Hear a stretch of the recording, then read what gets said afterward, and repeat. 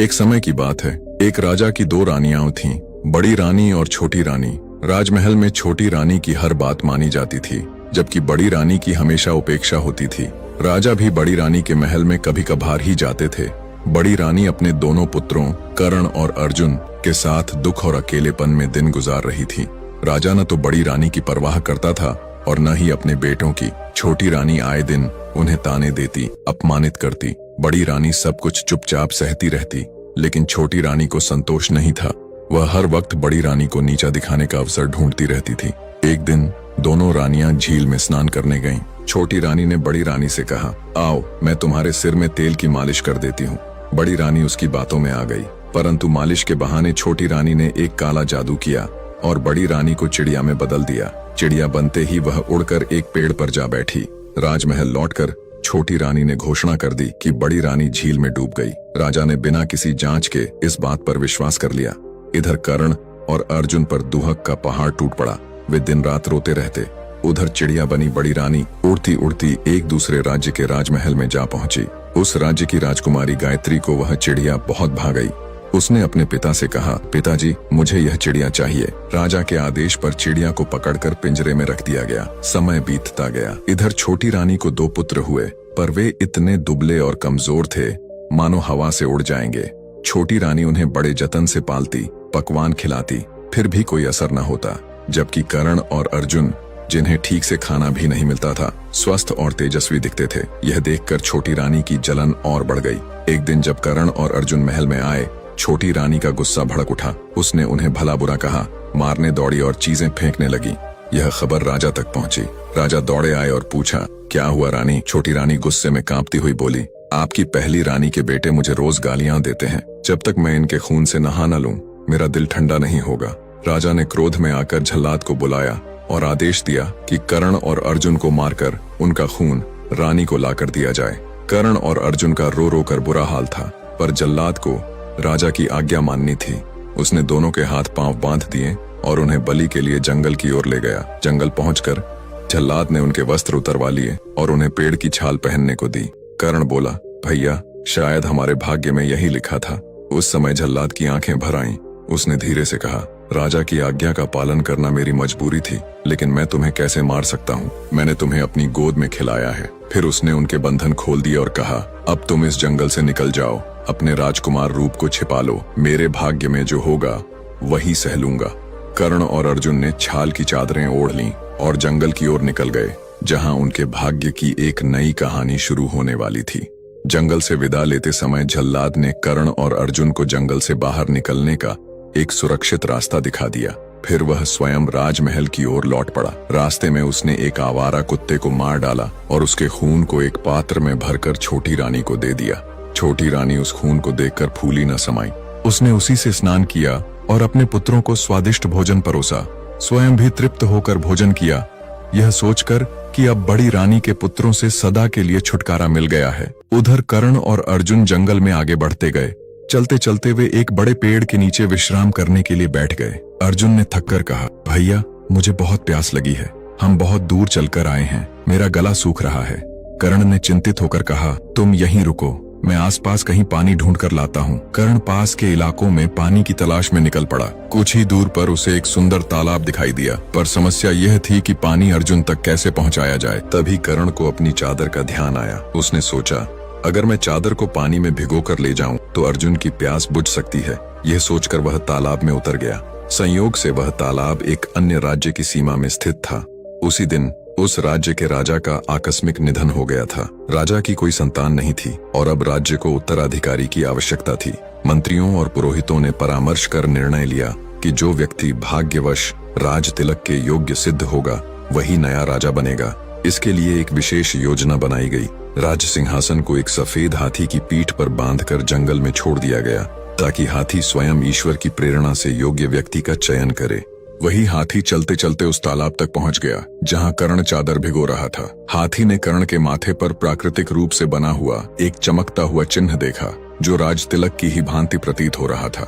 हाथी तुरंत गर्जना करता हुआ आगे बढ़ा, अपनी सूंड से कर्ण को उठाया और सीधे उसे सिंहासन पर बैठा दिया। कर्ण हतप्रभ था। वह अर्जुन को पुकारता रहा, अर्जुन अर्जुन, मैं यहाँ हूँ, पर हाथी की गति इतनी तीव्र थी कि उसकी आवाज तालाब और जंगल के पार कहीं खो गई। उधर अर्जुन अब भी पेड़ के नीचे बैठा भाई की राह देख रहा था।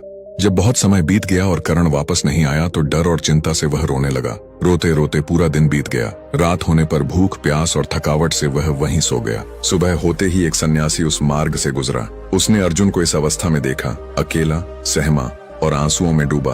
उसकी करुणा जाग उठी। सन्यासी ने अर्जुन को अपनी गोद में उठाया और उसे अपने साथ जंगल की एक शांत कुटिया में ले गया। इधर सफेद हाथी करण को लेकर राजधानी पहुंचा। वहां की प्रजा और मंत्रीगण आश्चर्यचकित रह गए। हाथी ने करण को सिंहासन पर बैठाया और सबने उसे नया राजा स्वीकार किया। विधि पूर्वक उसका राज तिलक हुआ।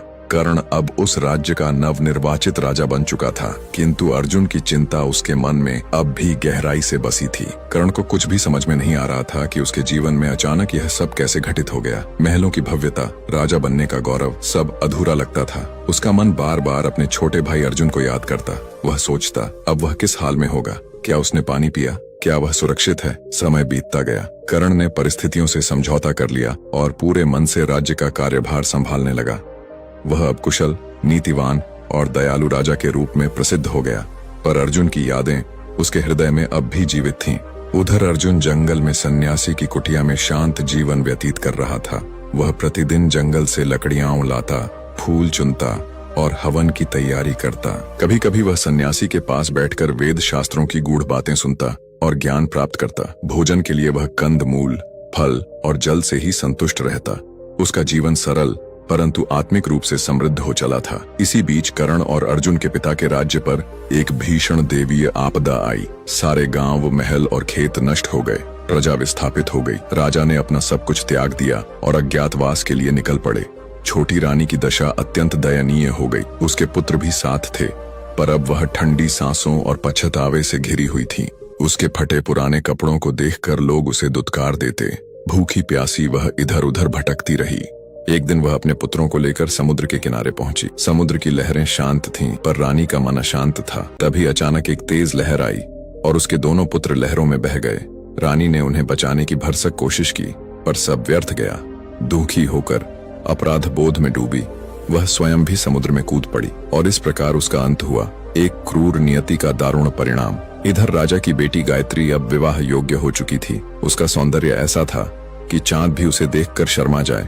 राजा और रानी अपने कुल और कन्या के अनुरूप योग्य वर की तलाश कर रहे थे, पर कोई उपयुक्त राजकुमार उन्हें मिल नहीं रहा था। तब रानी की सलाह पर एक स्वयंवर का आयोजन करने का निर्णय लिया गया। स्वयंवर की घोषणा होते ही दूर दूर के राज्यों से सुंदर और पराक्रमी राजकुमार आए। भव्य सभा सजाई गई। राजा ने घोषणा की, सभी राजकुमार अपने आसनों पर विराजमान होंगे। मेरी पुत्री गायत्री उनके समक्ष जाएगी। जिसे वह मन से पसंद करेगी उसी के गले में वरमाला डालेगी। उधर गायत्री स्वयंवर के लिए सजी संवरी। उसने अपने लंबे काले बालों का सुंदर जोड़ा बनाया, आंखों में गाढ़ा काजल लगाया।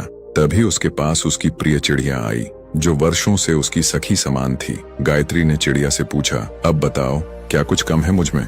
चिड़िया बोली, यदि मैं तुम्हारी जगह होती तो पैरों में सोने की पायल पहनती, छम छम करती, हर कदम पर सौंदर्य गूंजता। गायत्री ने सोने की पायल पहन ली। फिर चिड़िया बोली, अगर मैं होती तो सोने की जरी वाली साड़ी पहनती, जिससे सूर्य की किरणें भी शर्मा जाएं। गायत्री ने वैसी साड़ी पहन ली। चिड़िया बोली, अब एक हीरे का हार पहन लो, तुम्हारा रूप और भी निखरेगा। गायत्री ने हार भी पहन लिया। फिर चिड़िया बोली, अब कानों में जड़ाऊ कर्णफूल और मांग में हीरे का टीका पहन लो, तभी नारी का श्रृंगार पूर्ण होता है। गायत्री ने वैसा ही किया, पर अंत में चिड़िया गंभीर होकर बोली, पर अब भी एक चीज रह गई है, गजमुक्ता। जब तक तुम्हारे पास गजमुक्ता नहीं होगा, श्रृंगार अधूरा रहेगा। अगर किसी राजकुमार के पास गजमुक्ता है तो समझना वही तुम्हारे योग्य वर है। ये सुनते ही गायत्री ने अपने सारे आभूषण उतार दिए और सभा में घोषणा करवा दी, मैं उसी राजकुमार से विवाह करूंगी जो मेरे लिए गजमुक्ता लाकर देगा। सभा में खलबली मच गई। कोई नहीं जानता था कि गजमुक्ता कहाँ मिलता है। सबने सुना था कि यह एक अत्यंत दुर्लभ वस्तु है जो केवल सौभाग्यशाली और साहसी को ही मिलती है। वह भी हाथी के मस्तक में छिपा होता है, परंतु हर हाथी के पास यह नहीं होता। अब सभी राजकुमार गजमुक्ता की खोज में निकल पड़े। समुद्र के किनारे पाए जाने वाले कुछ विशेष हाथियों के मस्तक में ही गजमुक्ता होती है। यह जानकर सारे राजकुमार गजमुक्ता की खोज में समुद्र की ओर चल पड़े, लेकिन समुद्र तट तक पहुंचने से पहले ही हाथियों के एक उग्र झुंड ने उन पर आक्रमण कर दिया। कई राजकुमार बुरी तरह घायल हो गए, कुछ के हाथ पैर टूट गए। इस भयावह दृश्य से घबराकर वे सभी हताश होकर अपने अपने राज्य लौट गए। कुछ ही समय में यह समाचार कर्ण तक पहुंचा। राजकुमारों की दशा जानकर उसे उन पर दया आई, लेकिन गायत्री के व्यवहार पर अत्यंत क्रोध भी आया। उसे लगा कि यह घमंड का परिणाम है। उसने निश्चय किया कि वह गायत्री के अभिमान को चूर चूर कर देगा।